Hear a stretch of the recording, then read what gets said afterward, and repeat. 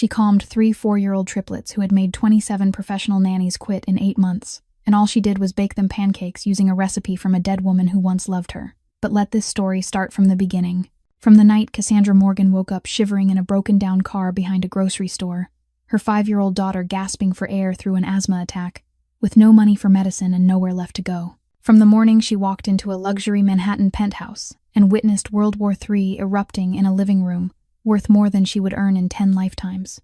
From the moment she applied to be a housekeeper for a man she would later discover was the most feared mafia boss in New York. From the day she accidentally became a mother to 3 wild boys who did not need discipline or control. They just needed someone to see them as children instead of problems to be solved. Her name is Cassandra Morgan. She is 28 years old. She is an orphan who aged out of the foster system with nothing. She is a survivor of 4 years of abuse who still carries the scars on her back. She is a single mother drowning in medical debt and desperation, and she is about to walk into a penthouse that will change everything. All because she knows how to make really good pancakes. If you want to see how a homeless single mom tamed the untamable and melted the heart of a ruthless mafia boss, smash that like button and subscribe to this channel. Share this story with someone who believes in second chances. Because sometimes, the best love stories begin with breakfast. That night was the coldest night of November in New York. Cassandra Morgan huddled in the driver's seat of her 1994 Honda Civic, the car she had bought for $500 from a junkyard 3 years earlier. The heater had broken down since last winter and she hadn't had the money to fix it. She pulled the thin blanket tighter around Mia, who was sleeping in the back seat, trying to keep her daughter warm enough against the bone-cutting cold. The clock on her phone read 2:43 in the morning. The battery was down to 12%. Cassie didn't dare turn on the lights or warm the car by starting the engine because the gas left in the tank was only enough for one short trip. She looked through the fogged-up window as the weak yellow glow from a Walmart sign spilled into the car, casting ghost-like shadows that danced across the cracked ceiling. This was the 5th night they had slept in the car since being evicted from their apartment. The landlord had run out of patience with 3 months of unpaid rent. Cassie still remembered the look of contempt in his eyes as he threw their bags into the hallway. She didn't cry. She had forgotten how to cry a long time ago. Mia's breathing began to turn wheezy. Cassie spun around instantly, her heart tightening as she realized her daughter was awake, her wide eyes open in the darkness, lips turning blue, chest heaving as she struggled to breathe. An asthma attack. Cassie lunged for her bag, tearing through everything to find the inhaler. When she found it, she shook it hard and pressed it to Mia's mouth. Nothing. The inhaler had run out 2 days earlier. She had tried to ration it, using only 1 puff instead of 2 each time, hoping to stretch it for a few more days until she could afford a new one. But now there was nothing left. "Mommy, I can't breathe." Mia's voice was weak and hoarse, each word forcing its way out as if her throat was being squeezed shut. Cassie pulled her close, rubbing Mia's back in slow circles the way Eleanor had taught her when she was a child in foster care. "Slow breaths, baby. Breathe in slowly. Breathe out slowly. Mommy's here. Mommy's here." She whispered the words while her mind raced. The hospital would treat Mia in an emergency, but afterward would come a bill in the thousands of dollars she couldn't pay. Her medical debt was already over $15,000 from previous visits. But if she didn't take Mia right now, her daughter could. She couldn't let herself finish the thought. Cassie started the car and drove toward the nearest hospital, her hands shaking on the steering wheel. 15 minutes later, Mia lay in the emergency room with an oxygen mask over her face, her breathing slowly evening out. Cassie sat beside her, gripping her daughter's tiny hand as a nurse handed her a stack of papers to sign. Another debt added to the mountain she already carried. She signed without reading. Money could be owed. Her daughter couldn't be lost. At 4 in the morning, after Mia had fallen asleep in the hospital room, Cassie sat on a hard plastic chair and pulled out her phone with 3% battery left. She opened a job search app, her fingers scrolling through listings in quiet desperation. Waitress, low pay, night shifts, cashier, part-time, not enough to live on, cleaning work, temporary, unstable. Then she stopped at a listing that felt completely different. Live-in housekeeper needed, high pay, experience with children required. The address was in Upper East Side, Manhattan. The salary made Cassie read it twice, convinced she had misread it. 5 times more than what she earned from 4 jobs combined. Too good to be true.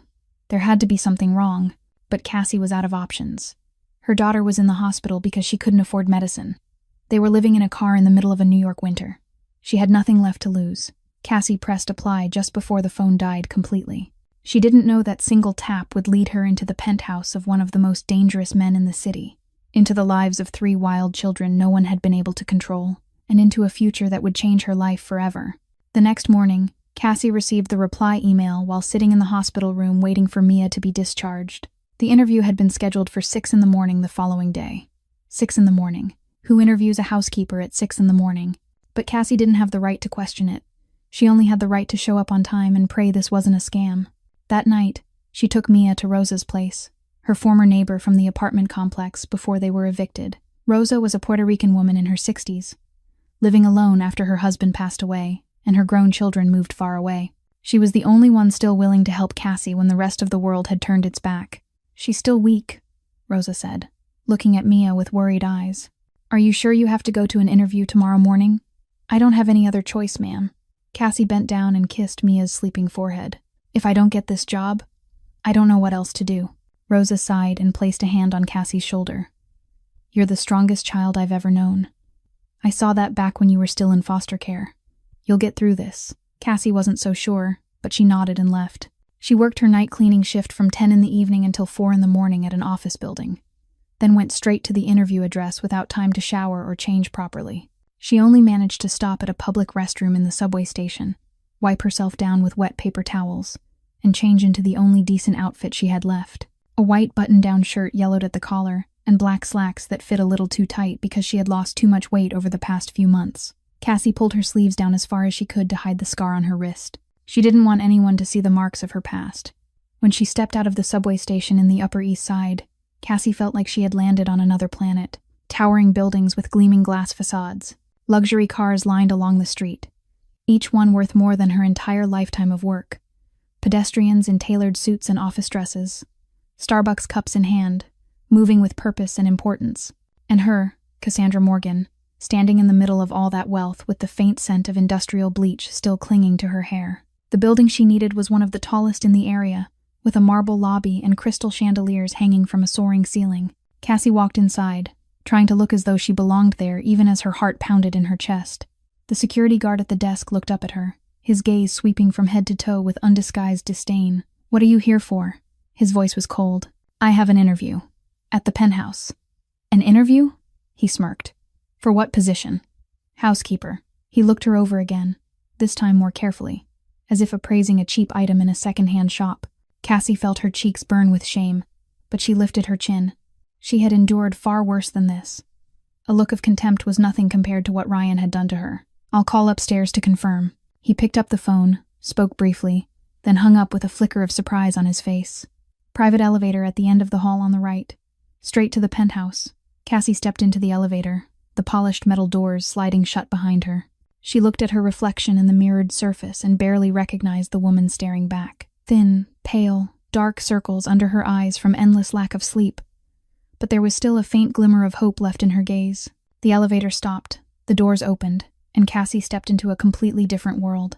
The penthouse was vast, with ceilings over 4 meters high and floor-to-ceiling windows overlooking all of Central Park. The furnishings were modern and minimalist, yet so expensive, Cassie didn't dare touch anything. The artwork on the walls looked like it belonged in a museum rather than a home. A middle-aged woman with neatly pinned salt and pepper hair and a severe black suit approached her. Her face was stern, but there was something like pity in her eyes when she looked at Cassie. "You're here to interview for the housekeeper position?" "Yes, ma'am. I'm Cassandra Morgan. I'm Margaret, the family's house manager." She looked Cassie up and down, but not with the guard's contempt. It was the look of someone assessing whether she could endure what lay ahead. "Do you have experience with children?" "I have a 5-year-old daughter," Cassie said. "Does that count?" "Possibly." Margaret stepped aside and motioned for Cassie to follow her. "This way." "I need to warn you first.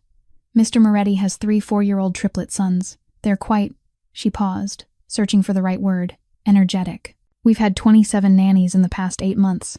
None of them lasted more than 48 hours. Cassie stopped walking. 27 nannies? In 8 months? The most recent one lasted only 4 hours before running out of the building and swearing she'd never come back. Margaret said it calmly, as if she were reporting the weather. The original listing was for a housekeeper, but honestly, we need someone who can handle the boys. If you can do both, the salary will be doubled. Doubled. That number meant Cassie could quit all 4 of her current jobs. It meant she could actually be there for Mia. It meant she could stop drowning. But 27 nannies. She should run right now. "I can try," Cassie heard herself say. That was when the screaming began echoing from deeper inside the apartment. That screaming wasn't the sound of fear or a cry for help. It was a battle cry, the roar of tiny warriors declaring their territory. Margaret let out a weary sigh, as if this was something she endured every single day, and hurried toward the living room. Cassie followed, and the moment she crossed the doorway, she understood exactly why 27 nannies had run away. The vast living room with its expensive furnishings had turned into a war zone. Cereal was scattered across the marble floor, like a layer of brown and yellow snow. Milk pooled in uneven white patches on a Persian rug. Cassie was certain was worth more than an entire year of her old rent. A piece of artwork on the wall had been scribbled over with crayons. Wild lines slashed across the face of a lady in the painting. And in the middle of all that chaos were 3 identical boys, from their curly black hair to their big brown eyes.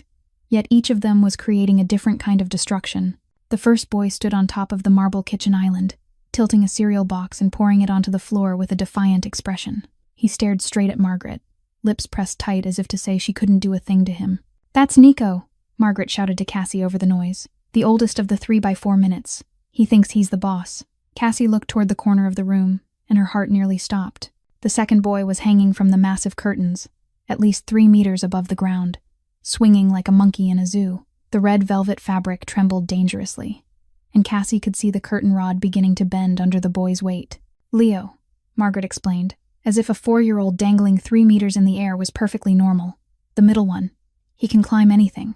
We've had to lock all the windows because we're afraid he'll climb out onto the balcony." A deafening clanging sound erupted from the kitchen, making Cassie turn around. The third boy, the smallest of the 3, sat in the middle of a pile of pots and pans, banging 2 saucepans together like a drummer. The shrill noise echoed through the penthouse, and the boy screamed along with each strike at a volume Cassie didn't think a 4-year-old could produce. "And that's Theo," Margaret nearly had to yell into Cassie's ear. "The youngest, the quietest, but when he wants attention, the whole building knows it. Boys, stop right now." Margaret tried to use a firm voice. "Stop immediately." No one listened. Nico kept pouring cereal. Leo swung harder on the curtains. Theo banged the pots louder. The 3 boys completely ignored Margaret's existence, as if she were an invisible ghost. "We've tried everything." Margaret turned to Cassie with a look of surrender. "Strict nannies, gentle nannies, nannies with degrees in child psychology, nannies who worked with autistic children, nannies from Europe, Asia, South America. No one can control them. Either they drive people insane or they make them cry and run away. Mr. Moretti is almost desperate. He's in his office trying to work while this is what every morning looks like." Cassie stood still and watched. She didn't see 3 bad children.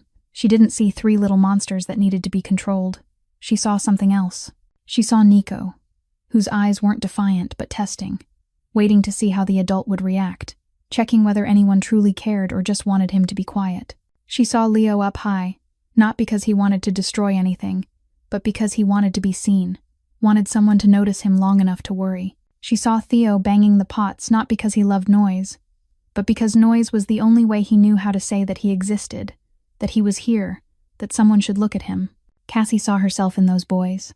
The orphan child who screamed and broke things in foster care because no one listened. The child who was called trouble, a problem, someone no one wanted to adopt. Until Eleanor came along and looked past the anger to see the child inside who was starving for love. "Have you asked them what they want?" Cassie suddenly spoke. Margaret turned to her as if she had just spoken in a foreign language. "What did you say?" "They're screaming and destroying things because something's wrong," Cassie said. "Have you asked them what they want?" "They don't know what they want. They're only 4 years old. They know exactly what they want," Cassie replied, her eyes still on the boys. "They just don't know how to say it yet." Before Margaret could object, Cassie stepped straight into the kitchen, flooded with cereal. She didn't shout. She didn't give orders. She simply walked up to Nico, who was still standing on the island with the cereal box in his hands, and sat down so her eyes were level with his. Nico froze, surprised. This wasn't the reaction he expected.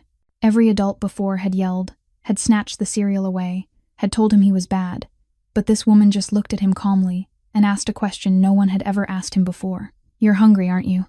Cassie's voice was gentle. "You poured the cereal because no one made breakfast for you, right?" Nico blinked. The 4-year-old boy with the big brown eyes stared at her like she had read his thoughts. The cereal box lowered in his hands. "I'm hungry," he said, his voice much smaller than the screaming before. "Yesterday's nanny left before making breakfast." The clanging stopped. Cassie turned and saw Theo watching her. the pots still in his hands but no longer banging them. Up high, Leo stopped swinging on the curtains and stared down, curious about the strange woman talking to his older brother. "Who are you?" Leo asked from above. "I'm Cassie," she replied, looking up at him. "And you need to come down from there before you fall." "I won't fall," Leo said proudly. "I'm really good at climbing. I believe you're good at climbing. But I'm about to make breakfast and I need helpers. Do you want to help?" Leo tilted his head, thinking. "What are you making? What do you want to eat?"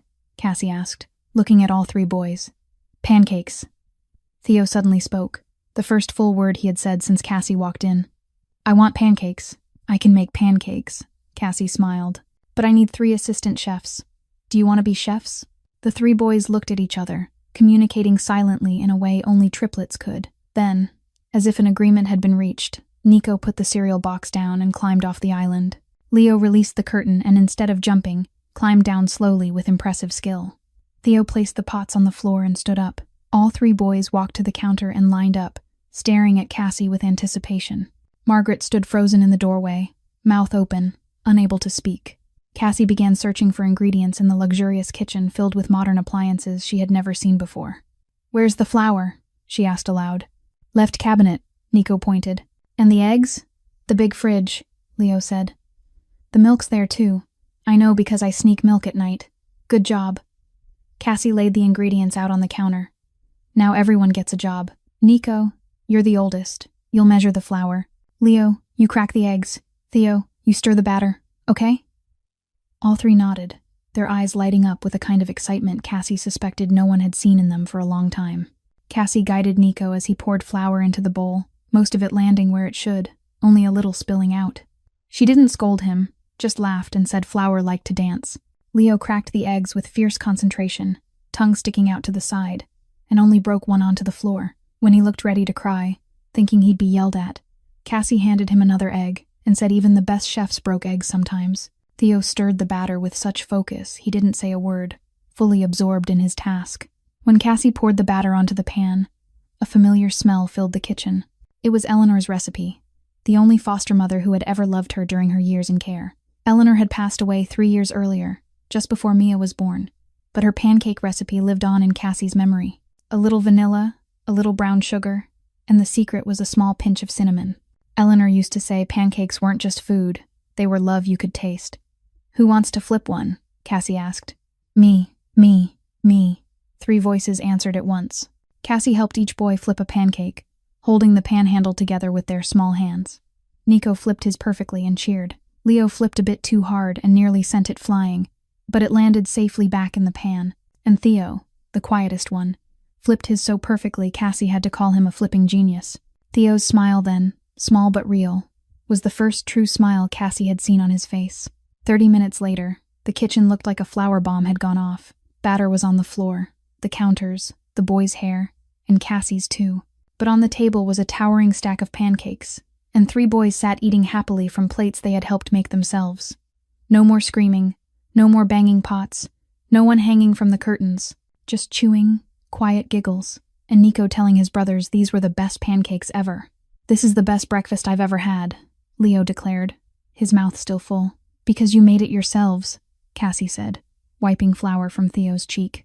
"Food always tastes better when you make it." "Will you make breakfast with us tomorrow?" Theo asked softly, his voice trembling as if afraid of the answer. "If your dad lets me stay, I'll make breakfast with you every day." "Dad will let you stay," Nico said firmly.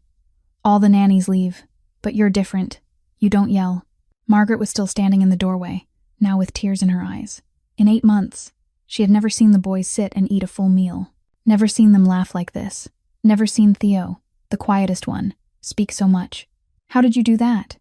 Margaret asked, her voice rough with emotion. Cassie looked at the boys eating happily, then turned back to her. "I didn't see 3 bad children. I just saw 3 hungry children who were treated like problems instead of people. Sometimes all kids need is someone who listens."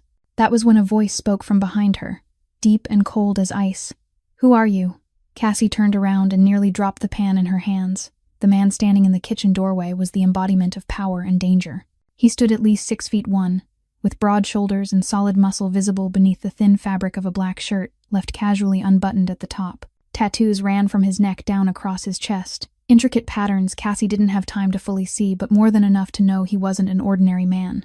A thick gold chain rested against his chest, catching the kitchen light.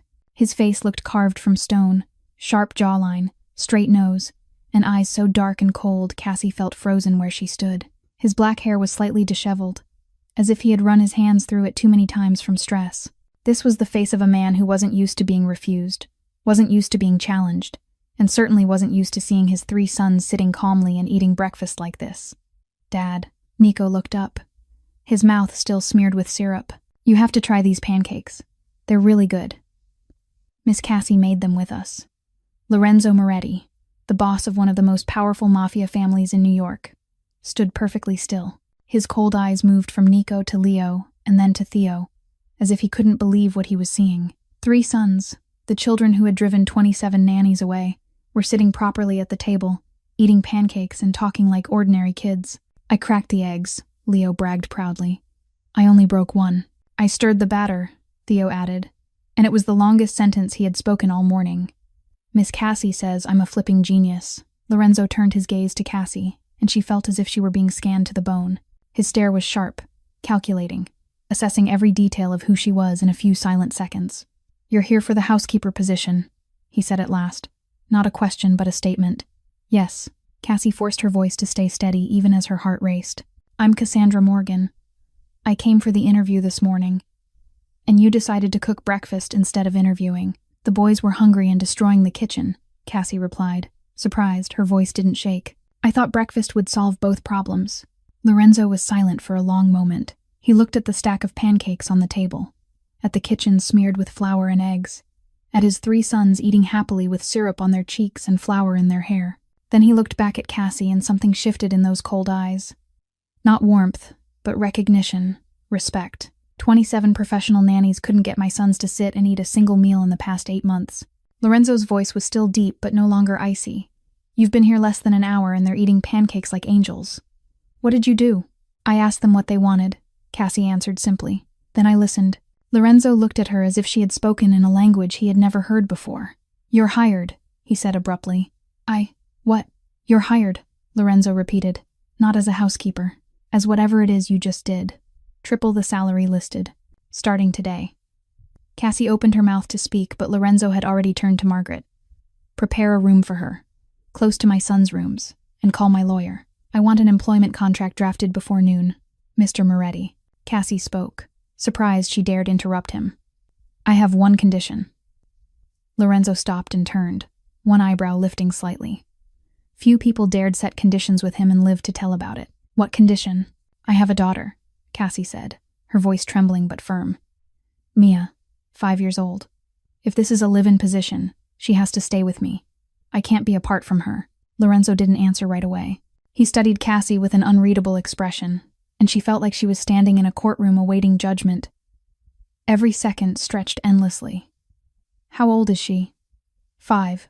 "And you're raising her alone?" "Yes." Cassie didn't explain further. She didn't want to talk about Ryan, about the years of hell, about why she was alone. Lorenzo nodded once. "Bring the girl here. There's more than enough room. My sons could use a sister to play with. We're getting a sister." Leo jumped up from his chair, eyes shining. "Really? A real sister?" "Her name is Mia," Cassie said. Tears threatening as relief washed over her. "She's 5, 1 year older than you. We'll protect her," Nico declared seriously. "We're big brothers. Big brothers protect their sister."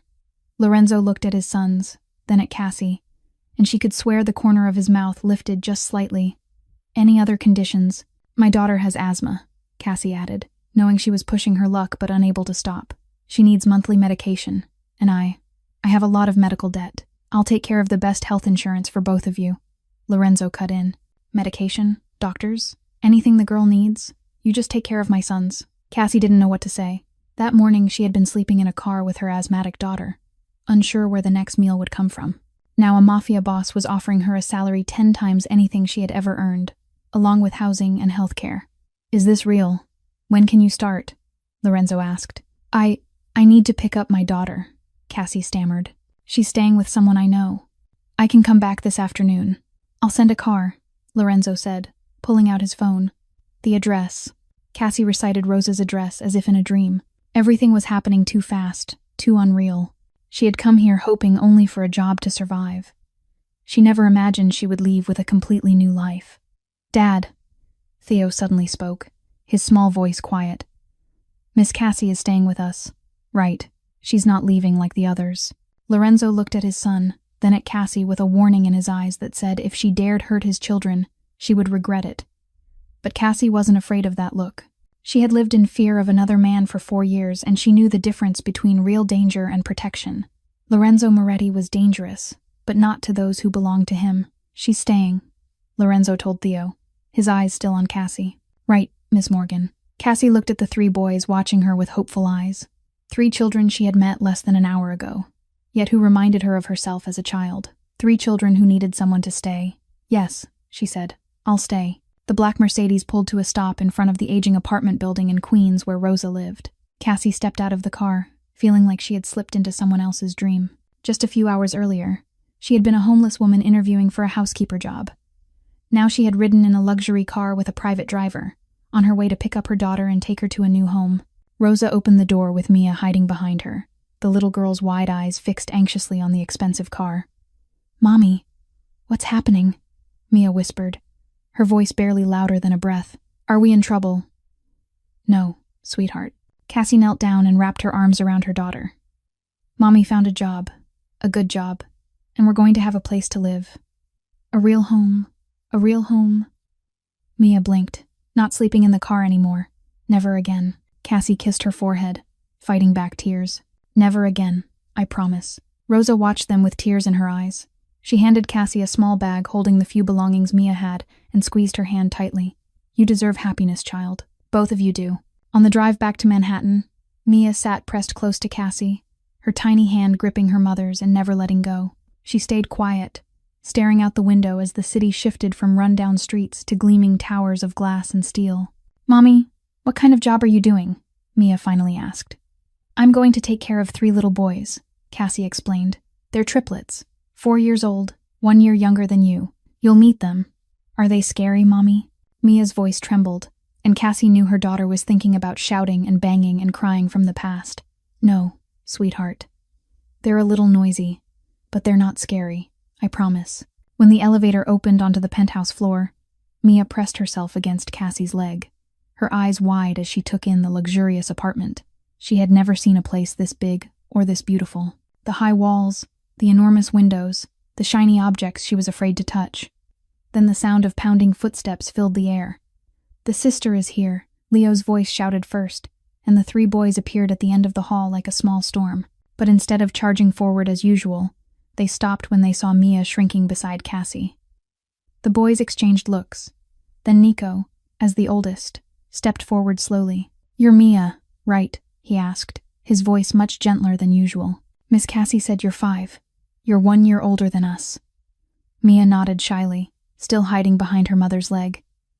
"You don't have to be scared," Nico said seriously. "We don't bite." Leo was more playful, but even he lowered his voice. "I'm really good at climbing. I can teach you if you want." And Theo, the quietest one, simply stood there watching Mia with kind eyes. He didn't say anything, but he reached into his pocket, pulled out a small piece of candy, and held it out to her, like a peace offering. Mia looked at the candy, then up at Cassie. When her mother nodded, she timidly reached out and took it. "Thank you," she whispered, her voice soft as wind chimes. It was the first thing she said to the boys, and it felt like it cracked an invisible layer of ice between them. "Do you like dolls?" Leo asked. "We don't have dolls, but we have dinosaurs. Dinosaurs are fun too. I have a T-Rex that roars. Do you want to see it?" Mia glanced at her mother again, and when Cassie smiled encouragingly, she finally stepped out from her hiding place. "Yes, I want to see."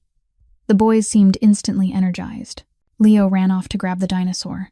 Nico started explaining their toy collection, and Theo quietly walked beside Mia like a tiny bodyguard. "We'll protect you."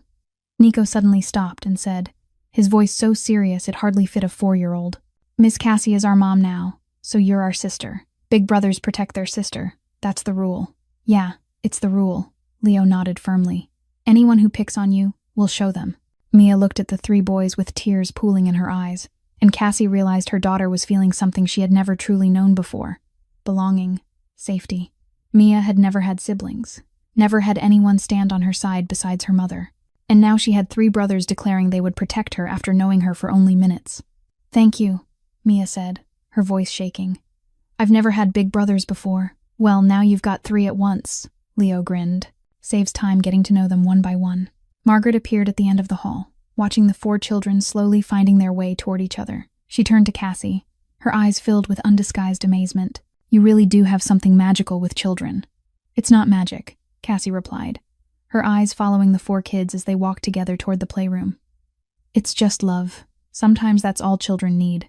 That afternoon, the storm arrived without any warning at all. 1 minute earlier, the 4 children had been playing happily in the playroom, laughter echoing through the penthouse. The next minute, everything exploded.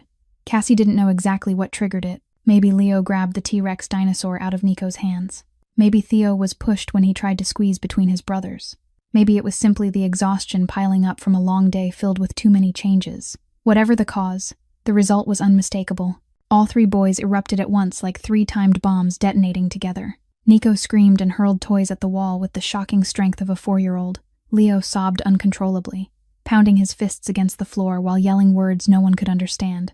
And Theo, the quietest of the 3, reacted the hardest of all. He dropped to the floor, wrapped his arms around his knees, crying without sound, while his entire body trembled as if he were carrying pain too big for words. Mia stood frozen in the corner of the room, eyes wide with terror, her small hands clamped tightly over her ears. She was used to yelling, too used to it. Memories of Ryan screaming, of the terrifying nights in their old apartment, rushed back and made her shake. Margaret rushed to the doorway of the playroom, her face drained of color. "This is when the nannies usually give up," she said to Cassie, her voice tight. "When all 3 of them melt down like this at the same time. No one can control it. Do you want me to call Mr. Moretti?" Cassie didn't answer her. She was watching the boys, listening to their cries, trying to understand what was really happening beneath this storm. She remembered herself as a child. The time she screamed and broke things in foster care. The time she was punished for losing control. No one understood that she wasn't bad. She was just hurting and didn't know how to say it, until Eleanor came. She hadn't yelled. She hadn't punished. She had simply sat beside Cassie and waited for the storm to pass. Cassie walked into the middle of the playroom, into the chaos of flying toys and raw crying, and sat down on the floor. She didn't shout. She didn't try to intervene. She didn't ask anyone to calm down. She just sat there, steady and present, like an island in the middle of the storm. Margaret opened her mouth to speak, but Cassie lifted a hand to signal silence. Mia, still trembling in the corner, looked at her mother with confusion and fear. But when she saw the calm on Cassie's face, she slowly left the corner and came to sit beside her. "What are you doing, Mommy?" Mia whispered, waiting for them to finish crying.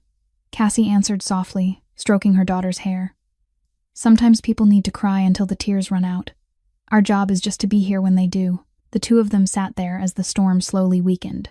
Nico was the first to notice Cassie. He stopped throwing toys and stared at the woman sitting calmly in the middle of the mess he had created. She wasn't yelling. She wasn't leaving. She was just sitting there, waiting. It confused him so much that he forgot to stay angry. Leo stopped crying next, his sobs fading into sniffles when he realized no one was trying to force him to be quiet. No one told him boys weren't allowed to cry. No one ordered him to stop right now. He was allowed to cry, and somehow, that made him not want to anymore. Then there was Theo. He lifted his head, eyes red and soaked with tears, and looked at Cassie as if searching for something. What he found was calm, not anger, not disappointment, just calm and patience. Theo was the first to move toward her. He crawled across the floor littered with toys and climbed into her lap, curling up like a kitten seeking warmth. Cassie held him without saying a word. Then Nico came over and sat close beside her, resting his head against her shoulder. Then Leo, the most energetic one, squeezed into the pile of arms too, tears still wet on his cheeks. Mia, not wanting to be left out, wrapped her arms around her mother from behind. 5 people sat tangled together in the middle of the messy playroom, and no one spoke for a long time. "The other nannies used to yell when we cried," Nico finally said, his voice hoarse from crying so hard. "Then those nannies weren't very good," Cassie replied gently. "Everyone needs to cry sometimes. Yelling at someone who's sad only makes it worse." "You're not like them," Leo said, his nose still sniffly. "You didn't leave." "I didn't leave," Cassie confirmed. "I promised. Remember." Margaret stood in the doorway, gripping the doorframe as if she needed it to stay upright. She had worked for the Moretti family for 20 years. She had watched 27 nannies come and go. She had seen the best trained, most experienced professionals defeated by these 3 boys. But she had never seen this. Never seen someone simply sit down and wait. Never seen the boys choose to seek comfort on their own after a meltdown. Never seen them this peaceful. "How did you do it?" Margaret asked, her voice barely above a whisper, afraid to break the sacred quiet. Cassie looked up at her, one arm still wrapped around Theo, the other gently stroking Mia's hair. "I didn't do anything," she said. "I just stayed. Sometimes, being there is enough." Lorenzo came home earlier than usual that day. Margaret had called him right after the meltdown, not to report that the new nanny had quit, but to tell him what she had witnessed. He hadn't believed her. The previous 27 nannies had all said his sons were uncontrollable, that they needed harsher discipline, that perhaps they had psychological issues requiring treatment. And now Margaret was telling him that a woman who had simply sat on the floor and waited had caused all 3 boys to calm down on their own. He had to see it with his own eyes. When Lorenzo stepped into the living room, he stopped at the doorway as if he had hit an invisible wall. On the large sofa, Cassie was sitting with all 4 children gathered around her. Nico and Leo were on either side. Theo lay curled with his knees tucked up on her lap, and Mia sat pressed close to her mother. They were watching a cartoon about talking cars, soft giggles rising whenever something funny happened. These weren't the children who had driven 27 nannies away. These were normal children, happy, loved. "Dad." Leo was the first to spot him. "Dad, you're home. Come watch the movie with us." Lorenzo was about to refuse. He had work, calls to make, an empire to run. But then Theo lifted his head and looked at him with eyes still slightly red from crying, and the boy said a single word that dissolved every excuse. "Dad." Not a question, not a demand, just a quiet call filled with hope. Lorenzo walked over and sat down beside the sofa. He didn't know what to do, didn't know how to sit, stiff as a block of wood among the laughing children. But when Nico naturally leaned his head against Lorenzo's arm, when Leo started explaining the plot as if his father couldn't possibly understand it on his own, when Theo reached out and wrapped his fingers around Lorenzo's, something inside his chest softened. This was the first time in 8 months he had sat and watched a movie with his sons. That night, after all 4 children were fast asleep, Lorenzo found Cassie in the kitchen. She was making tea, her slender figure standing by the window, looking out over the Manhattan skyline at night. He stood in the doorway for a moment, watching her before he spoke. "How did you do it?" Cassie turned around, not surprised to see him. "Do what?" "Calm them down. Make them listen. Make Theo talk." He had barely spoken in 6 months. "I didn't make them do anything," Cassie replied, holding her cup of tea, her eyes meeting his. "I just listened. Children don't need someone to control them. They need someone to understand them." Lorenzo was quiet for a long time. He walked into the kitchen, poured himself a glass of whiskey, and sat across from Cassie at the island. "I don't know how to be a father," he admitted, his voice low and tired. "I can build an empire. I can control hundreds of men. I can negotiate multi-million-dollar deals. But with my own sons, I've failed completely. Their mother left when they were just over 1 year old," he continued, staring into his glass as if searching for answers there. "Victoria said she couldn't handle this life, couldn't handle the danger, couldn't handle me. She disappeared one night and never came back. Since then, I've tried to do it alone. I hired nannies. I hired specialists. I hired anyone who could help me raise my sons. But no one stayed. No one, until today." Cassie listened in silence, not interrupting, not judging. "You didn't fail," she finally said. "You're still here. You're still trying. You didn't leave like their mother did. That already counts for a lot, but it's not enough." Lorenzo looked up at her. "If it were enough, my sons wouldn't be the children 27 nannies couldn't stand. That's why I'm here," Cassie replied simply. "To help you find the rest." Lorenzo looked at the woman in front of him. Thin, pale, dark circles under her eyes, hands rough from years of labor, a single mother who had lived in a car with her sick child, a woman with nothing but love and patience. And somehow, she had done what his money and power never could. She had made his sons laugh. "Why did you take this job?" Lorenzo asked. "The real reason." Cassie looked straight into his eyes without flinching. "Because I was drowning, and you threw me a lifeline. But I stayed because of the children, because they look at me the way I used to look at myself in the mirror when I was young, angry on the outside, but inside just wanting to be loved." Lorenzo said nothing more. He only nodded, finished his whiskey, and stood up. But before leaving the kitchen, he stopped at the door. "Thank you," he said, his voice low and sincere. "For giving my sons something I didn't know how to give them." Then he walked away, leaving Cassie alone with her cold cup of tea and the feeling that her life had just turned in a completely new direction. 3 weeks passed like a beautiful dream Cassie feared she might wake from at any moment. Life in the penthouse slowly became familiar. Every morning began with pancake breakfasts shared with 4 children. Every afternoon was filled with games, lessons, and small meltdowns handled with patience and love. Every evening ended with story time before bed. 4 small heads pressed together as Cassie read aloud. Mia had fully blended in with the Triplet brothers. She was no longer afraid of noise. She had even learned how to climb from Leo and how to roar like a dinosaur from Nico. And Theo, the quietest one, seemed to have claimed Mia as his true little sister, following her everywhere like a loyal puppy, always ready to protect her. Lorenzo changed too. He started coming home earlier, eating dinner with the family more often, even learning how to tell jokes, though his jokes usually left the children more confused than amused. Cassie found herself looking forward to those moments, looking forward to the way Lorenzo watched his children, looking forward to the rare smile that crossed his face when they did something sweet. She tried not to think too much about what that feeling meant. Then on Tuesday afternoon of the 3rd week, everything changed.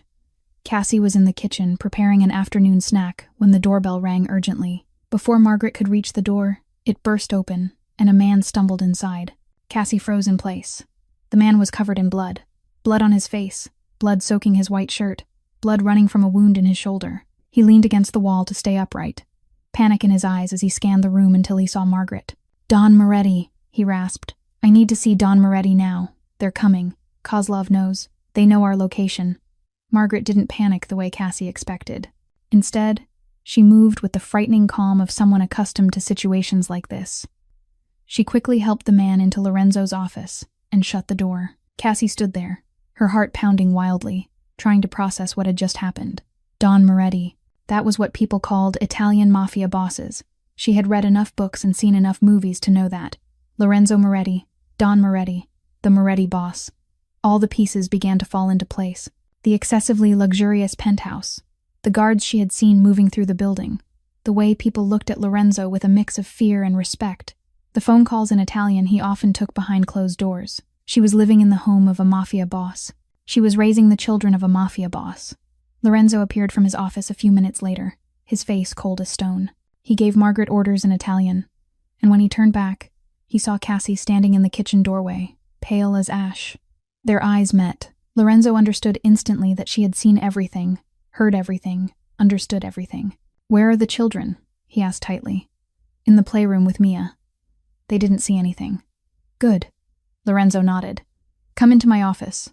We need to talk." Cassie followed him inside, where the bloodied man had already been taken away. Only a smear of blood on the floor remained as someone quietly cleaned it up. Lorenzo closed the door and turned to face her, his dark eyes unwavering. "You know now," he said. "Not a question." "You're Mafia," Cassie replied, her voice steadier than she expected. "A Mafia boss, Don Moretti." "Yes." Lorenzo didn't deny it. "The Moretti family is one of the most powerful families in New York. I'm the one in charge. Does that scare you?" Cassie was quiet for a moment, considering the question. It should have scared her. Any normal person would have been terrified. But Cassie had lived 4 years with a man who made her afraid every single day. And that man hadn't been Mafia. He had just been an ordinary man with fists and uncontrolled rage. "It should scare me," she finally said. "But honestly, I was far more afraid working night shifts in bad neighborhoods for minimum wage.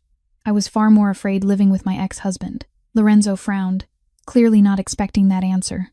"You're not worried about living in the house of a criminal. Dangerous to whom?" Cassie asked calmly.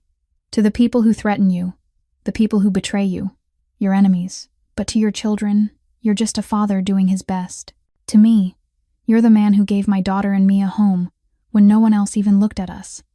Your danger isn't aimed at us. So what exactly should I be afraid of?" Lorenzo looked at her as if she were a creature he had never encountered before. "Most people run when they find out." "I'm not most people," Cassie replied. "And I promised your children I would stay. I don't break promises to kids." Lorenzo was silent for a long moment, his dark eyes fixed on her with something Cassie couldn't read. Then he nodded slowly, as if making an important decision. "You're a remarkable woman, Cassandra Morgan," he said, his voice low and sincere. "I'm starting to understand why my sons care for you so deeply." Then he opened the door and gestured for her to go first. Now go check on the children. I have some matters to handle." Cassie stepped out, knowing that her relationship with Lorenzo had just turned a new page. She had seen his darkness and didn't run. And somehow, that made her feel closer to him than ever before. That night, after the children had fallen fast asleep, Cassie sat alone on the penthouse balcony, looking out at the city of New York glowing with lights below. She couldn't sleep. The events of the day kept looping through her mind. The blood-covered man, the conversation with Lorenzo, the realization that she was living inside the world of the Mafia, and yet, strangely, she wasn't afraid. She had lived with fear for far too long, and that fear had never come from crime bosses or killers. It had come from an ordinary man she had once called her husband. Soft footsteps sounded behind her, and Cassie knew it was Lorenzo before she turned around. "Can't sleep?" he asked, stepping onto the balcony and standing beside her. "No," she replied. "Too much to think about." Lorenzo was quiet for a moment, standing with her as they looked out over the city. Then he spoke, his voice low and softer than usual. "This morning you said you were more afraid of your ex-husband than of me.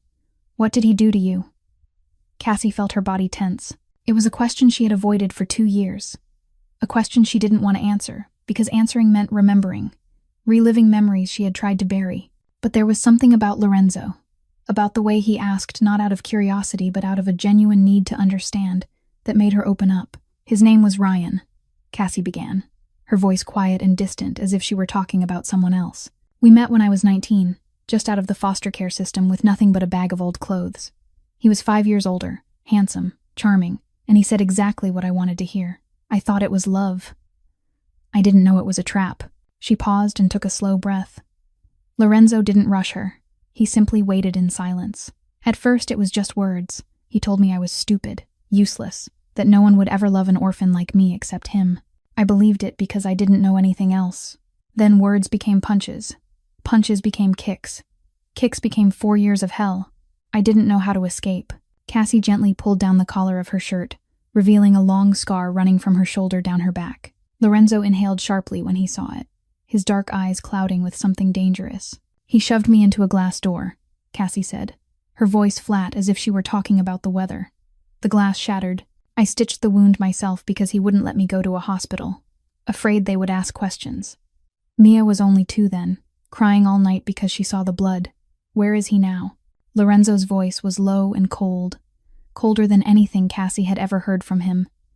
This wasn't the voice of a father or an ordinary man. This was the voice of Don Moretti, of someone who could make people disappear without a trace. "I don't know," Cassie answered. 2 years ago, he drained our joint account and vanished. No words, no message. He just wasn't there anymore. And I wasn't sad or angry. I was just relieved that he was finally gone. "If he comes back," Lorenzo said, each word heavy as stone, "if he shows up anywhere near you or Mia, you tell me immediately. Do you understand?" Cassie looked at him and saw deadly seriousness in those eyes. "For what?" she asked. "To make sure he never has the chance to hurt you again," Lorenzo replied, without further explanation. And he didn't need to explain. Cassie understood exactly what he meant. "You don't have to do that," she said quietly. "I'm just the help." "You're not just the help." Lorenzo turned to her, and in the dim city light Cassie saw something in his eyes she didn't dare name. "You're the woman who brought joy back into my sons' lives. You're the first one who stayed. You belong to this family now, and I protect what belongs to me. At any cost." Cassie felt tears rise, not from sadness, but because for the first time in her life, someone wanted to protect her. Not because she was weak or needed saving, but because she mattered. "Thank you," she whispered. Lorenzo didn't answer with words. He only reached out, his fingers brushing lightly over the scar on her shoulder with a gentleness Cassie never imagined a man like him could possess. Then he withdrew his hand, turned, and walked back inside, leaving Cassie with a racing heart and the realization that she was falling in love with a Mafia boss. The 5th week marked a turning point Cassie never saw coming.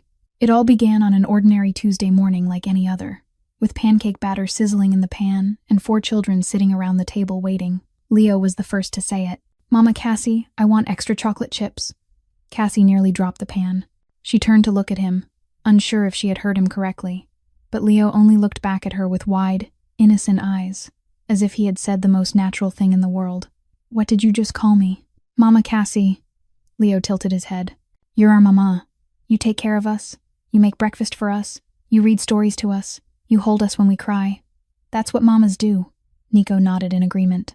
We already talked about it, he said with the serious air of a leader who had made an important decision.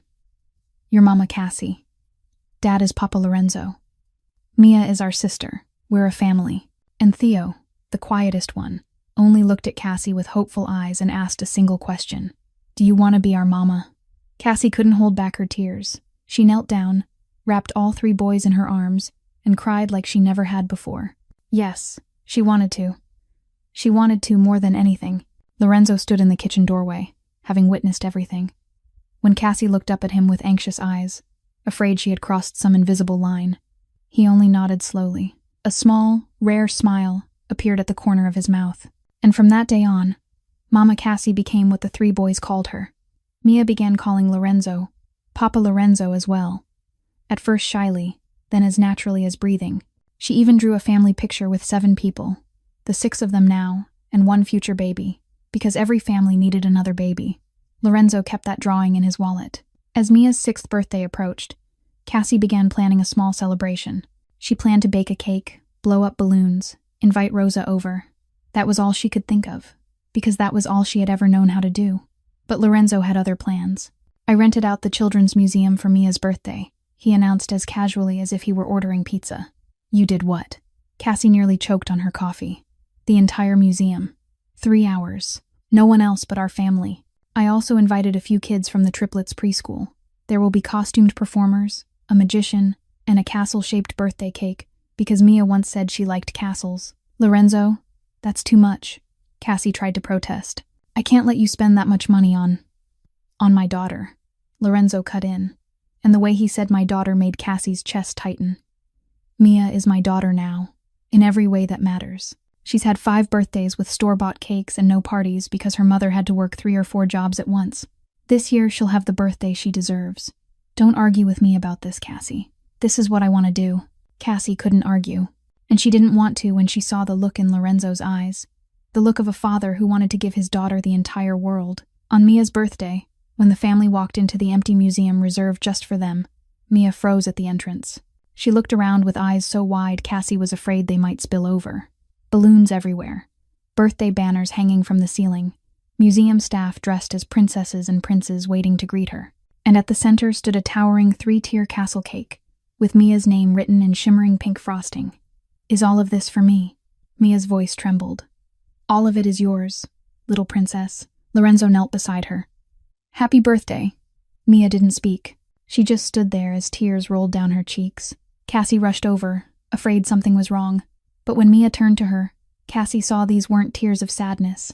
They were the tears of a child who had grown used to having nothing and was suddenly given the world. Mama, Mia whispered through sobs. I never thought I'd have a birthday like this. I thought I never would. Now you do. Cassie hugged her daughter, her own tears falling. And you'll have birthdays like this every year from now on. Every single year. Papa promises. The 3 triplet boys stood beside Lorenzo, watching with unusually serious expressions. Then Theo stepped forward and held out a small gift wrapped in scribbled paper. It's from us, he said softly.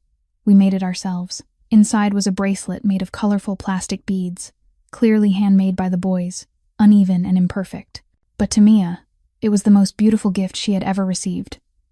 You made this for me, Mia asked, her voice still shaking. Because you're our sister, Nico replied. Sisters get birthday gifts from their brothers. Mia wrapped her arms around all 3 boys, and Cassie watched the 4 children clinging to each other with a heart overflowing with love. She looked up and met Lorenzo's gaze. He was looking at her, and in his dark eyes Cassie saw what she had tried to deny for weeks. Love, not gratitude, not respect, real love. And she knew that no matter how crazy this was, no matter how dangerous Lorenzo might be, she was in love with him. In love with the man who rented an entire museum for her daughter's birthday. In love with a father learning how to love his children one day at a time. In love with a mafia boss who hid a soft heart behind a cold exterior. She was already in love, and she couldn't stop anymore. The night after the birthday party, when all 4 children were fast asleep, worn out from a day of joy, Cassie stepped onto the terrace to breathe in the cool air. She stood there looking out over Manhattan glowing with lights when she heard familiar footsteps behind her. Lorenzo came to stand beside her, silent for a long moment before speaking. You made Mia happy today. Not me. Cassie shook her head. You're the one who rented the entire museum, the one who did all of that for her. I only rented the museum. You're the one who taught her to believe in happiness. Lorenzo turned to her, and his gaze tonight was different from every time before. There was no coldness, no distance, only a tenderness Cassie had never seen in him. I need to tell you something, he said, his voice low and steady. I've tried to hold this back, tried to convince myself it was just gratitude, just respect, but I can't lie to myself anymore. Cassie felt her heart begin to race. Lorenzo, what are you saying? I'm in love with you, Lorenzo said, each word clear and unwavering. I've loved you since the day you made pancakes with my sons and treated them like people instead of problems. I've loved you since the day you sat on the floor during their meltdown and waited until they calmed down. I've loved you since the moment you learned who I was and chose to stay instead of running away. I love you, Cassandra Morgan. I love you with everything I have. Cassie stood frozen, unable to believe what she was hearing. The most powerful man in New York, the Mafia boss the entire city feared, was standing in front of her confessing his love with a sincerity that made her want to cry. This is complicated, she whispered. You're my employer. There's a power imbalance. And the children, if we try and fail, they'll be hurt. I know all of that. Lorenzo stepped closer and lifted her chin, so she had to look into his eyes. I also know I can't keep pretending I don't feel this. I watch you with the children every day, and I think about what it would be like if we were a real family. If you were my wife instead of my employee. If we could build a future together. And if I hurt you, Cassie asked, her voice trembling. If I'm not good enough. I don't know how to love the right way, Lorenzo. The only man I ever loved destroyed me. I don't know how not to repeat that mistake. You weren't the one who was wrong, Lorenzo said, his thumb brushing her cheek gently. He was, and I'm not him. I won't promise to be perfect. I'm dangerous. I have enemies. I do things you may never fully accept. But there's one thing I can promise. I'll never hurt you. I'll protect you with my life. You and the children are my family, and I protect my family at any cost. Cassie didn't answer with words. She rose onto her toes and kissed him. The kiss carried everything she didn't know how to say. Fear and hope, wounds from the past, and faith in the future. Love she had tried to hold back, but couldn't anymore. Lorenzo returned the kiss, one hand at her waist, the other threading into her hair. The kiss was deep and sweet, as if they had been waiting for this their entire lives. When they pulled apart, both of them were breathing hard, foreheads resting together. That took too long, Lorenzo murmured. I was going to say perfect, but too long works too. Cassie laughed softly. Then a small voice came from the terrace doorway. We knew it. They turned to see all 4 children standing there, eyes wide but faces lit up with grins.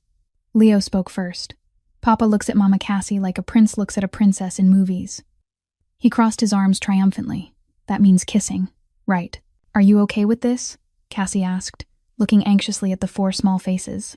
Does that mean we're a real family now? Nico asked instead. A real family.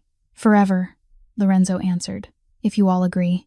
The 4 children looked at each other, then rushed forward together, wrapping Cassie and Lorenzo in a tangled embrace full of laughter and cheers. A real family? Theo whispered, smiling brighter than Cassie had ever seen him smile. We have a real family now. 2 weeks after that first kiss on the terrace, Cassie's life felt like a fairy tale she was afraid to believe was real. Lorenzo and she didn't rush anything. They moved slowly, keeping the children at the center, building a foundation for something new. Stolen kisses in the kitchen when the kids weren't looking, hands finding each other beneath the dinner table, late-night conversations on the balcony when the whole house was asleep. Cassie had never been loved like this. Never been treated as someone who mattered, who was respected, who was protected, and she began to believe that maybe, just maybe, she deserved this happiness. Then the past came knocking. It was a Tuesday morning like any other. Cassie was in the kitchen making pancakes when the doorbell rang. Margaret went to answer it, and a few seconds later returned with a tense expression. Miss Morgan, there's a man here to see you. He says he's Mia's father. Cassie's heart stopped. It couldn't be. Not now. Not when everything was finally good. She stepped into the hallway on trembling legs and froze when she saw the man at the door. Ryan. He looked far worse than the last time she'd seen him. Thinner, more worn down, eyes bloodshot, the sharp smell of alcohol clinging to his wrinkled clothes, but his smile was the same, that poisonous smile she'd feared for 4 years. Cassie, he drawled, his gaze sliding over her before sweeping the luxury penthouse. You look pretty good. Found yourself a rich boyfriend, huh? What do you want? Cassie asked, forcing her voice to stay steady while her heart raced. So rude. Ryan stepped inside without invitation, and Cassie fought the instinct to retreat. I just want to see my daughter. It's been 2 years. A father misses his kid. You left, Cassie said through clenched teeth. You drained the account and disappeared without a word. You gave up being a father that day. I didn't sign anything, Ryan sneered. Legally, I'm still her father. I still have visitation rights, and I can fight for custody if I want. And I'm thinking... He glanced around the penthouse again. Maybe I should take my daughter back to live with her real dad instead of staying here with a criminal. Cassie's blood ran cold. What do you know? Enough, Ryan scoffed. Lorenzo Moretti, Don Moretti, the most powerful mafia boss in New York. What do you think a judge will say when he finds out you're raising a child in the home of a criminal? When he finds out you're sleeping with him while your daughter is in the next room? You have no right, Cassie said, her voice shaking with anger and fear. You abused me for 4 years. You think the court won't care about that? Where's the proof? Ryan stepped closer, and Cassie felt herself shrinking like she used to. Did you ever call the police? Ever go to the hospital and file a report? Nothing, right. Because you were too scared, too weak to do anything. Me, I've got lawyers. I've got a plan, and I can turn your life into hell if you don't cooperate. What do you really want? Cassie asked, exhausted. Money. Ryan stopped pretending. I want money. $300,000. You give me $300,000, and I'll disappear. I won't come back. I don't have $300,000, but your boyfriend does. Ryan stepped closer again, now only a few feet away. You think I'm stupid. I've been watching you. I know you live here. I know his kids call you mama. I know you're trying to build your perfect little family. I can destroy it all with one call to child services. You're not allowed near Mia, Cassie said, her voice hardening. I won't let you near her. You don't get to tell me what I can do. Ryan's eyes darkened, and Cassie recognized the rage rising in him, the rage she knew too well. You always thought you could talk back to me, didn't you? You forgot your place. He raised his hand, fingers curling into a fist. Cassie closed her eyes on instinct, her body bracing for the blow like it had hundreds of times before. She heard Mia's laughter somewhere in the penthouse, her daughter laughing with her brothers, and she thought that whatever happened to her, she wouldn't let Ryan anywhere near her child. But the blow never came. Instead, Cassie heard a sickening crack and a scream of pain from Ryan. She opened her eyes and saw Lorenzo standing in front of her, one hand gripping Ryan's wrist twisted back at an unnatural angle, his gaze ice cold as he stared at the man writhing in agony. Lorenzo didn't say a word. He simply stood there, gripping Ryan's wrist in a position that forced the man down onto his knees in agony. The blackness in Lorenzo's eyes was so cold, Cassie felt as if the temperature in the room had dropped several degrees. This wasn't the Lorenzo she knew, the man who told bedtime stories every night, the awkward father learning how to love his children. This was Don Moretti, the mafia boss the entire city of New York feared. Let me go. Ryan groaned, his face twisted in pain. Do you know who I am? I'll sue you. I'll call the police. Go ahead. Lorenzo finally spoke, his voice low and dangerous, like the growl of a predator. Let's see who gets here first. Your police, or my people. He twisted Ryan's wrist a fraction more and Ryan screamed. You walk into my home, threaten my woman, demand money from me, and you think you're entitled to anything. Cassie stood behind Lorenzo, her heart pounding, but not because she feared Ryan anymore. She was afraid of what Lorenzo might do. She knew he was capable of killing. She knew he had done it before, and looking into his eyes now, she knew he was standing dangerously close to that line. Lorenzo, she said softly, placing a hand on his shoulder. The children are in the house. Lorenzo froze. The muscles beneath her hand were rigid. But when she mentioned the children, something in him softened, just slightly. He hauled Ryan to his feet and shoved him toward the office. In here, he ordered. We're going to talk like civilized men. Or at least one of us will. Inside the office, Lorenzo forced Ryan into a chair and stood in front of him, arms crossed. Cassie stood near the door, unsure whether she should stay or leave. Lorenzo motioned for her to remain. This is how this is going to work, Lorenzo began, his calm more frightening than anger. You will sign documents relinquishing all parental rights to Mia. No custody, no visitation, no contact. You will no longer exist in that child's life. In return, you'll receive $50,000 and the privilege of walking out of this building with all your limbs intact. $50,000, Ryan laughed shakily. I asked for $300,000. You demanded $300,000 from Cassie. Lorenzo replied coldly. You're negotiating with me now. And I don't negotiate. I set terms. You can accept them or you can refuse. And if I refuse, Ryan tried to sound defiant, but his voice trembled. Lorenzo smiled, and that smile was far more terrifying than rage. If you refuse, I'll make sure every terrible thing you've ever done is dragged into the light. I have people in every courtroom, every police precinct, every government office in this city. I'll pull up your records for driving under the influence, for assault, for unpaid debts. I'll make sure you can't find work scrubbing toilets, and that's only if I choose to stay within the law. Lorenzo stepped closer, leaning down until his eyes locked onto Ryan's. If I choose to step outside the law, you'll disappear. Not disappear like you did when you ran away. You'll vanish completely. No one will ever find you. No one will know where you went. You'll simply stop existing. Do you understand what I'm saying? Ryan went pale. He glanced at Cassie as if begging for help, but Cassie stood silent. She felt no pity, no guilt, only a strange sense of relief seeing the man who had tormented her for 4 years finally put in his place. All right, Ryan said at last, his voice shaking. I'll sign. Bring the papers. Lorenzo made a call, and 10 minutes later a sharply dressed man arrived carrying a thick folder. His lawyer had everything prepared, as if he'd known this day would come.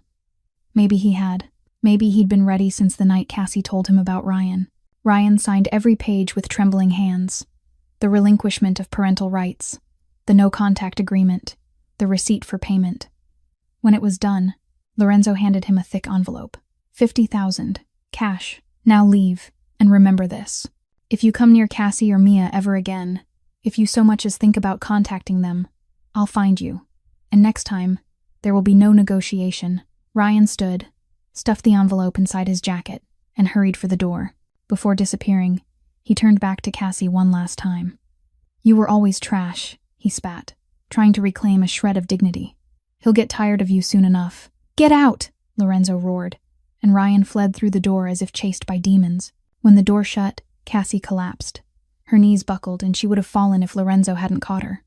He pulled her into his arms, one hand stroking her hair, his voice gentle again. It's over, he whispered. He's gone. He'll never come back, Cassie cried. She cried from relief, from freedom, from finally escaping the shadow that had haunted her for 6 years. She cried in Lorenzo's arms, and he simply held her, saying nothing more, just being there until she was ready. You paid him to leave, Cassie said eventually. You didn't have to do that. You said you don't like negotiating. With men like him, money is the only language they understand, Lorenzo replied. 50,000 is a small price for peace for you and Mia.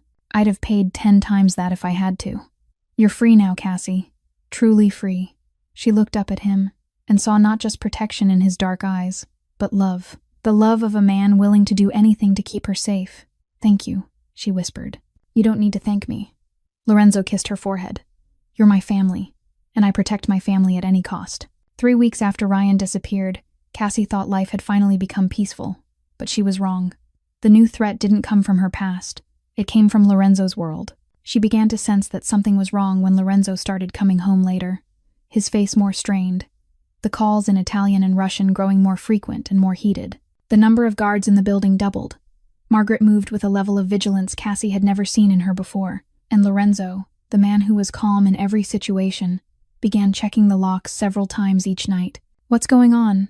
Cassie asked one night when she found Lorenzo in his office at 2 a.m, staring at his laptop screen with eyes red from lack of sleep. Lorenzo was silent for a long moment before answering. Viktor Kozlov. The name sounded familiar. Cassie remembered it was the name the blood-soaked man had mentioned the day she discovered Lorenzo was Mafia, the Russian Mafia boss. He's your enemy. He wants to be, Lorenzo said, rubbing his forehead wearily. The Kozlov family has been trying to expand into my territory for years. I've always managed to block them. But recently Viktor changed tactics. Instead of attacking head-on, he started watching, gathering information, looking for weaknesses. Weaknesses? My family? Lorenzo looked up at her, and Cassie saw fear in those dark eyes. Not fear for himself, but fear for the people he loved. He knows about you, about Mia, about my sons. He knows their school schedules, knows you take them to the park on Saturday afternoons. He knows everything. Cassie felt her blood turn to ice. He's threatening the children. He's sending a message that he can reach anyone I love whenever he wants.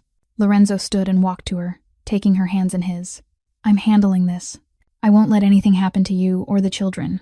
But for now, everyone needs to be more careful. No going out without security. No crowded public places. No exceptions. We need to tell the children, Cassie said.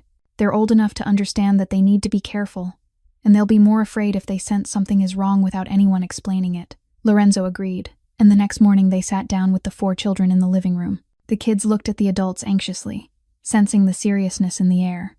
What's wrong, Papa? Nico asked, instinctively taking Mia's hand as if to protect his sister. Papa has some problems with work, Lorenzo explained carefully, choosing words the children could understand. There are some people who don't like Papa, and they might try to bother our family, so we all need to be more careful for a while. Are bad people going to come take us? Leo asked, eyes wide. No one is coming to take you, Cassie said quickly, reassuring him. But you need to listen to the adults. Stay with the guards when you go out, and never go anywhere alone. Can you do that? We'll be careful, Nico said seriously. We'll protect each other. Right. Leo and Mia nodded. But Theo, the quietest of them, was watching Cassie with his usual thoughtful gaze. Mama Cassie, why do you look tired? He asked suddenly. Are you sick? Cassie froze. She had tried to hide it, waiting for the right moment to speak. But Theo was too perceptive. He had noticed the change in her, the morning nausea, the unusual fatigue, the way she rested her hand on her stomach without realizing it. Lorenzo looked at her with concern. Are you sick? Why didn't you tell me? Cassie took a deep breath. She had planned to wait until things settled down, but maybe there was no such thing as a perfect moment. Maybe the family needed good news in the middle of all this worry. I'm not sick, she said slowly, looking at Lorenzo. I'm pregnant. Lorenzo froze as if someone had struck him. His mouth opened and closed, no words coming out. In his entire life, this powerful mafia boss had never been this shocked. You're pregnant, he repeated, as if he needed to hear it again to believe it. We're having a baby, almost 2 months. Cassie nodded. I found out last week, but I wanted to wait for the right time to tell you. But maybe the family needs to know now. We're having a baby, Leo shouted, breaking the silence. A real baby. Our baby. Yes, Cassie smiled through tears. You're getting another sibling. Nico stood, his face serious like a grown man's. I'll protect the baby, he declared. I'm the oldest. I'll protect all my siblings. Leo jumped up and down with excitement. I'll teach the baby how to climb. The baby will climb as good as me. Mia clapped her hands. I want a sister. I'll have a sister to play dolls with. Theo quietly walked over to Cassie and gently placed his hand on her stomach. Is the baby safe, Mama? He asked softly. Will the bad people hurt the baby? No one will hurt the baby. Lorenzo finally found his voice. He knelt beside Theo, one hand on his son's shoulder, the other resting over Cassie's hand on her stomach. Papa will protect the baby. Protect Mama. Protect all of you. No one is allowed to touch Papa's family. He looked up at Cassie, and in those dark eyes she saw 1,000 emotions. Shock, joy, fear, determination, love. I'll end things with Kozlov before the baby is born, Lorenzo said. And it wasn't a promise. It was an oath. My child won't be born under the shadow of threats. This family will be safe.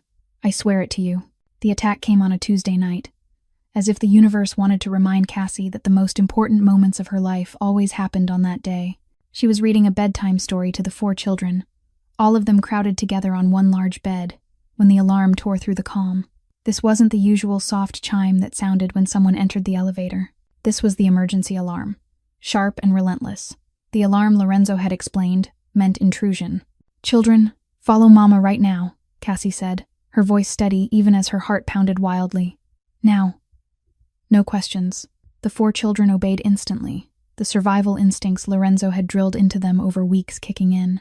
Nico grabbed Mia's hand. Leo took Theo's, and they ran after Cassie down the hallway toward the safe room Lorenzo had built specifically for moments like this. The room was hidden behind a false wall in the master bedroom, with a thick steel door, an independent ventilation system, and enough water and food to last a week. Lorenzo had hoped they would never need it, but he had prepared for the worst. Cassie pushed the false wall aside, revealing the steel door. She entered the code with trembling hands, and the door slid open with a soft hiss. Inside! Now! Hurry! She urged, pushing each child in. Nico went last, turning back to look at her with the worried but resolute eyes of an oldest brother trying to be strong for his siblings. You'll be okay, Cassie told all 4 of them. Stay in here. Don't come out no matter what happens. Do you understand? Where's Papa? Mia asked, her voice shaking. Papa will come. Papa always comes. Cassie stepped into the safe room and sealed the door. She heard the automatic locks engage, steel meeting steel with a sound that was solid and final. In the dim light of the emergency lamp, she pulled all 4 children into her arms and waited. The gunshots came. 1, 2, 3. Mia screamed and buried her face against Cassie's chest. Leo and Theo clutched each other's hands, their faces pale. Only Nico didn't cry.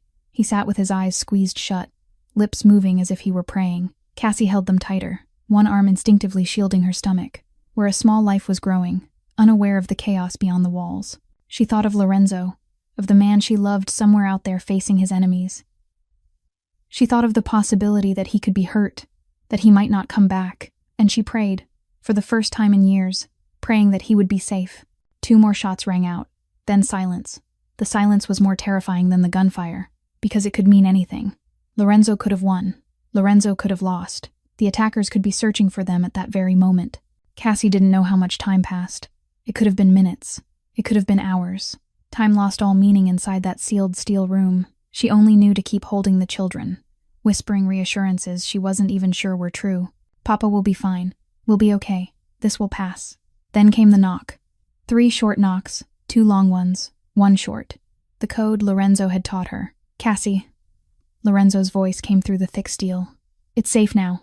Open the door. She entered the code with shaking hands, and the door slid open. Lorenzo stood there, his shirt smeared with blood, but his eyes were bright and alive. He wasn't hurt, or at least not seriously. The blood wasn't his. Papa. All 4 children rushed into Lorenzo's arms at once, crying and clinging to him as if afraid he might disappear. Lorenzo dropped to his knees, wrapping them all up, kissing the top of each small head. I'm here. I'm fine. No one is hurt. Cassie stood in the doorway of the safe room, her legs barely able to hold her.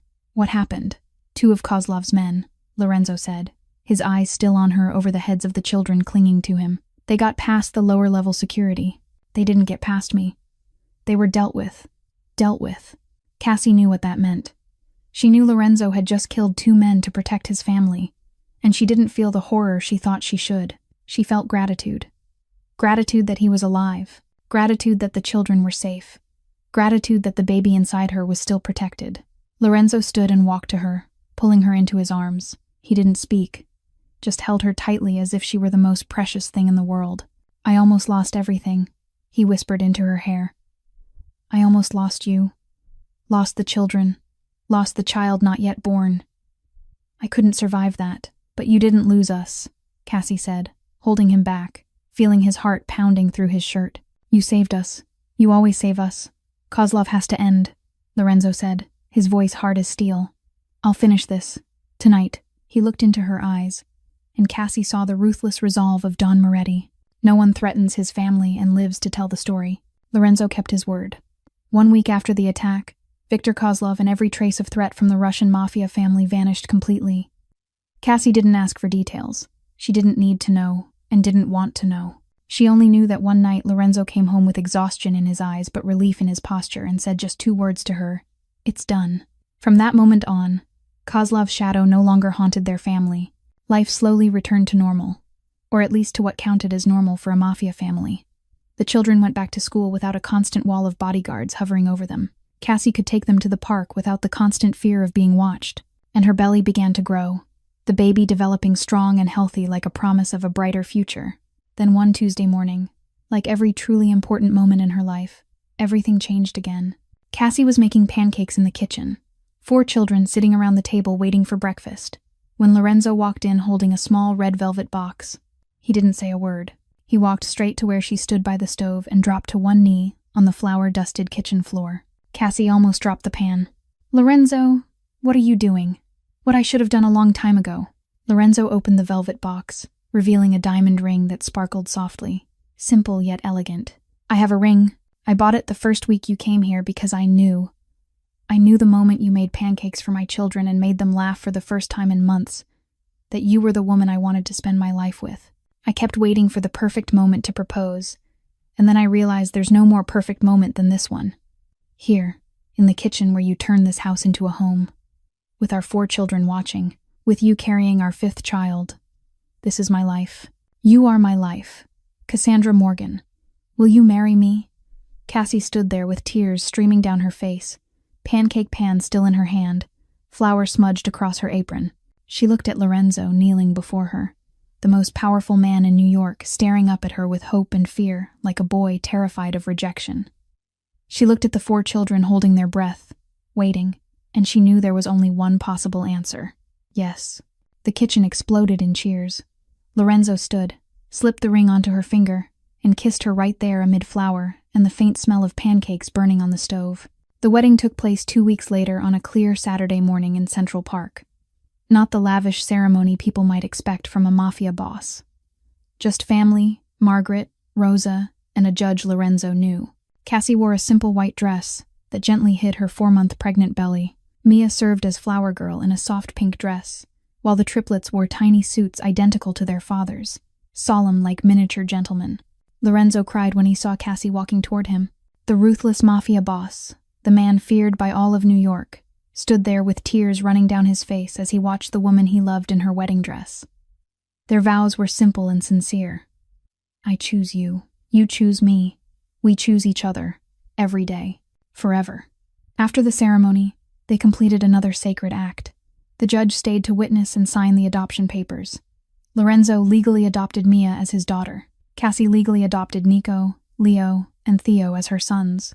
On paper, in the eyes of the law, they were now a complete family. Mia, do you want Papa Lorenzo to be your real father? The judge asked gently. Mia looked at Lorenzo with wide, serious eyes. He already is my real father. The papers are just so everyone else knows. And you boys, the judge turned to the triplets. Do you want Cassie to be your real mother? She's been our mama since the day she made her first pancakes, Nico replied. We were just waiting for the paperwork to catch up with the truth. The judge smiled and signed the documents. And just like that, Mia Morgan became Mia Moretti. Nico, Leo, and Theo gained a legal mother. Their family was officially complete in the eyes of the world. That night, after the children were asleep, Cassie stood in front of the mirror, staring at the wedding ring on her finger. She still couldn't believe how much her life had changed. 6 months ago, she'd been sleeping in a car with a sick child. No money for medicine, no future. Now she was the wife of Lorenzo Moretti, the mother of 4 incredible children, pregnant with a 5th, living in a luxury penthouse in Manhattan. Is this real? She asked Lorenzo when he came to stand behind her, wrapping his arms around her pregnant belly. Am I dreaming? If you're dreaming, then I'm dreaming with you, Lorenzo said softly, kissing her shoulder. And I never want to wake up. From the hallway came the sound of small footsteps. Mia appeared in the doorway, eyes half closed with sleep but still searching for her parents. Papa, I can't sleep. I want Papa to tell me a story. It was the first time Mia had called him Papa, without adding Lorenzo afterward.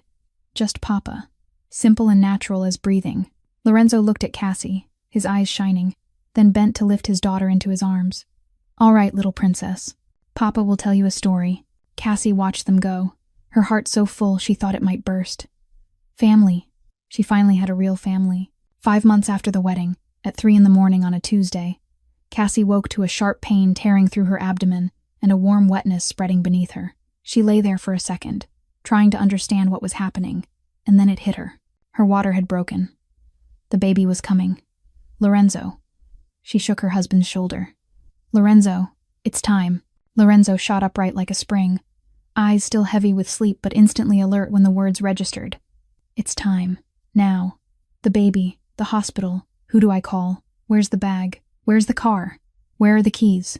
Cassie would have laughed if she wasn't in so much pain she could cry. The man who could face the Russian mafia without a tremor was now pacing the bedroom like a headless chicken because his wife was in labor. The bag's by the door, she said between contractions. Call Margaret to watch the kids. And calm down. You're making me more nervous. Lorenzo stopped, drew in a deep breath, and then became the calm, decisive Don Moretti she knew. He called Margaret, called the driver, helped Cassie get dressed, and supported her into the elevator. Everything moved fast and efficiently, exactly the way Lorenzo handled everything in life. On the way to the hospital, Cassie squeezed Lorenzo's hand through every contraction. He didn't complain, just let her crush his fingers. Sometimes he kissed her forehead, whispering that she was doing great, that he loved her, that everything would be fine. The hospital had been alerted in advance, and they were taken straight to the best delivery suite. Doctors and nurses were already waiting. Cassie felt grateful that Lorenzo's money was useful in moments like this. 6 hours. 6 hours of pain, sweat, tears, and screams Cassie didn't know she was capable of making. Lorenzo stayed with her the entire time, letting her squeeze his hand raw, letting her yell that she'd never let him touch her again, letting her sob and shake when the pain peaked. And then, at 9:17 in the morning, a cry rang out, the cry of new life, the cry of their daughter. "It's a girl," the doctor announced, placing the tiny baby on Cassie's chest, completely healthy. "Congratulations." Cassie looked down at the small wrinkled face crying against her skin, and she cried too. This was her child, hers and Lorenzo's, a small miracle born from their love. "She's beautiful," Lorenzo whispered, his voice breaking. He stood beside the bed, tears streaming freely down his face without shame. "She's perfect. Just like you." "Do you want to hold her?" Cassie asked. Lorenzo carefully held out his arms, and Cassie placed their daughter into them. The powerful Mafia boss cradled the newborn, like the most precious thing in the universe, hands that had killed trembling with fear of hurting her. "Hello, little princess," Lorenzo whispered to his daughter. "Papa's here. Papa's been waiting for you for a very long time. You've got big brothers who'll protect you, a big sister who'll play with you, and a mama who loves you more than her own life. You're the luckiest baby in the world, you know that." "What should we name her?" Cassie asked. They'd talked about names many times, but never settled on one. "Valentina," Lorenzo said, eyes never leaving their daughter. "Valentina, Eleanor Moretti. Valentina because she was born from love. Eleanor for Eleanor, the woman who taught you the pancake recipe that brought us together." Cassie's tears spilled again. Eleanor, the only foster mother who ever truly loved her. The woman who died before Mia was born, the woman Cassie still thought of every time she made pancakes. And now her name would live on in Cassie's daughter. "Perfect," she whispered. "It's the perfect name." 4 hours later, after Cassie had been moved to recovery and Valentina had been cleaned and swaddled, Margaret brought the 4 older children to the hospital. They burst into the room like a small storm, then froze when they saw the baby in Cassie's arms. "She's so small," Nico whispered, afraid to speak too loudly. "She's way smaller than I thought," Leo said, standing on tiptoe to see better. "Does the baby have a name?" Mia asked. "Valentina," Cassie answered. "Valentina Eleanor. That's such a pretty name." Mia stepped closer, eyes shining. "I have a baby sister. I was right, wasn't I? I said I wanted a sister." And Theo, the quietest one, just stood there staring at the baby with watery eyes. He didn't say anything, only reached out and gently touched Valentina's tiny hand. And like magic, Valentina wrapped her fingers around his and didn't let go. "She's holding my finger," Theo said in awe. "She knows I'm her brother already. She knows all of you are her brothers and sister," Cassie said softly. "She's heard your voices for months inside Mama's belly. She already loves you." The 4 children crowded around the bed, gazing at the baby with reverence and love. Lorenzo stood behind them, watching his family with pure happiness in his eyes. And Cassie, lying there with her newborn daughter in her arms, her 4 older children gathered close, and her loving husband standing guard, felt her heart finally complete. 6 months after Valentina was born, on a Tuesday morning like so many other Tuesdays, Cassie stood in the familiar kitchen making pancakes. But today wasn't like the first morning she walked into this penthouse. Today, she was no longer the desperate woman sleeping in a car with a sick child. She was Cassandra Moretti, Lorenzo's wife, the mother of 5 children, and the heart of a family she'd never dared to dream of. Around the dining table, 7 family members gathered together. Nico, now 5 years old, sat properly like a true eldest brother, helping Valentina hold her bottle.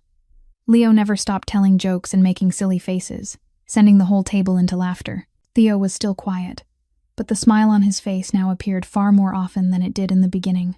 Mia, the responsible 7-year-old big sister, carefully cut pancakes into small pieces so Valentina could practice eating solids. And Valentina, the 6-month-old little princess, sat in her high chair with dark eyes just like her father's, giggling every time her siblings made faces. Lorenzo sat at the head of the table, coffee in hand, but his eyes never left his family. The once powerful Mafia boss now spent most of his time at home, eating breakfast with his children, reading them stories every night, learning how to become the father he'd never known how to be. That night, after all 5 children were asleep, Cassie and Lorenzo stood on the terrace overlooking the glowing lights of Manhattan. It had become their ritual, those quiet moments at the end of the day to connect and talk. "Did you ever think your life would look like this?" Lorenzo asked, his arm wrapped around his wife's waist. Never, Cassie answered honestly. 2 years ago, I thought happiness was a luxury meant for someone like me. I just hoped to survive each day, keep Mia safe, not get thrown out onto the street. I didn't dare dream about love, about family, about a life like this. And now I have everything I never dared to dream of.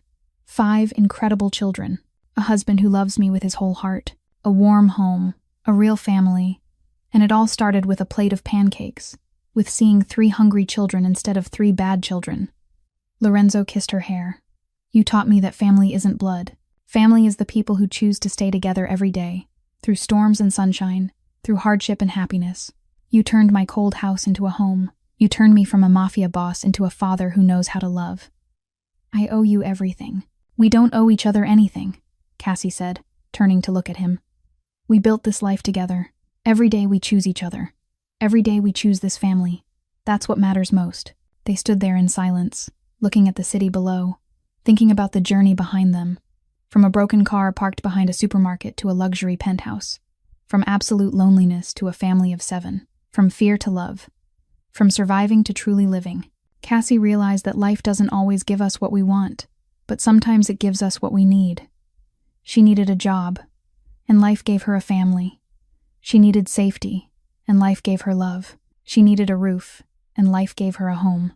It all began with the courage to step into a strange penthouse, with the patience to see through children in pain, with the unconditional love she learned from Eleanor and passed on to the next generation. Family isn't something we're born with. Family is something we build every day through small acts, through Tuesday morning pancakes, through hugs when someone is sad, through patience when someone makes a mistake, through unconditional love for the people we choose to call family. And sometimes, the greatest miracles begin with the simplest things, like a pancake recipe from a woman who's gone, like the patience of a desperate single mother, like the open heart of a lonely mafia boss. Cassie and Lorenzo's story reminds us that no one is destined to be alone. No one is destined to fail. Sometimes all we need is the courage to walk through that door, the patience to wait for the storm to pass, and enough love to see the real person behind the outer shell. If this story touched your heart, please subscribe to our channel and turn on notifications so you don't miss more moving stories each day. Please like and share this video with the people you love to spread the message of love and family. We'd love to know how you felt about Cassie and Lorenzo's story. Have you ever faced hardship and found hope in an unexpected place? Do you believe family is a choice and not just blood? Please share your thoughts in the comments below. We read every comment and truly value the heartfelt stories you share. Thank you for taking the time to watch this story until the end. We wish everyone watching good health, a joyful life, a happy family, and days filled with love and peace. Remember, no matter how hard life gets, there's always light at the end of the tunnel. Sometimes miracles come from the simplest things, like a warm breakfast or someone willing to listen. Goodbye for now, and we'll see you in the next video.